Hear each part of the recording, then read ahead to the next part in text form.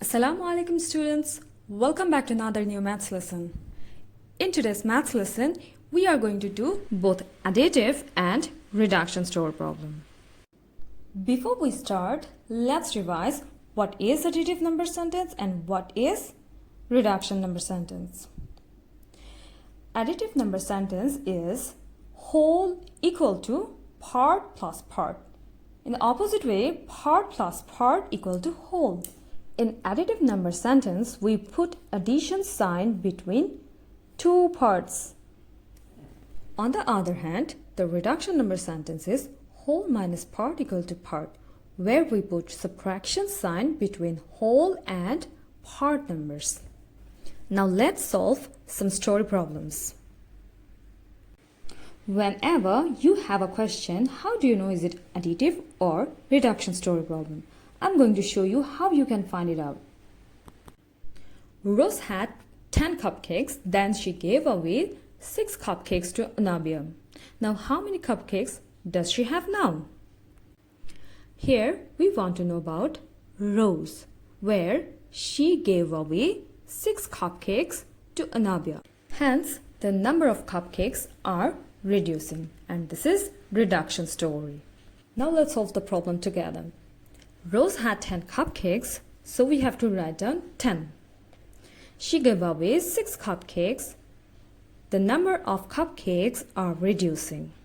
Minus 6. How many cupcakes does she have now? So 6 and which number make 10? 6 and 4 make 10. Now she has 4 cupcakes. In reduction number sentence, these two are our part numbers. Now let's read our next question. Rose had 4 cupcakes, then Anabia gave 4 more cupcakes to Rose. How many cupcakes does Rose have now? So we want to know about Rose, where Anabia gave 4 more cupcakes to Rose. It means Rose is getting 4 more cupcakes from Anabia. As a result, the number of cupcakes are increasing. So this is additive story problem. Rose had 4 cupcakes, then Anabia gave 4 more cupcakes to Rose. For that, I'm writing plus 4. Now, how many cupcakes does she have now? So these two are our part numbers. As a result, 4 and 4 make 8. Rose has 8 cupcakes. Okay, now there were 7 frogs in the pond. Then 2 of them jumped into the water. Now how many frogs left in the pond? As 2 of them jumped into the water, the number of frogs are reducing, and this is reduction story. So there were 7 frogs, then 2 of them jumped into the water. I'm writing minus 2. Now how many frogs left? There are 5 frogs left. However, we already know these two are our part numbers. So 2 and 5 make 7. Now let's read another question. There were 2 frogs in the pond. Then 5 more joined them. Now how many frogs are there altogether? There were 2 frogs in the pond. I'm writing down 2.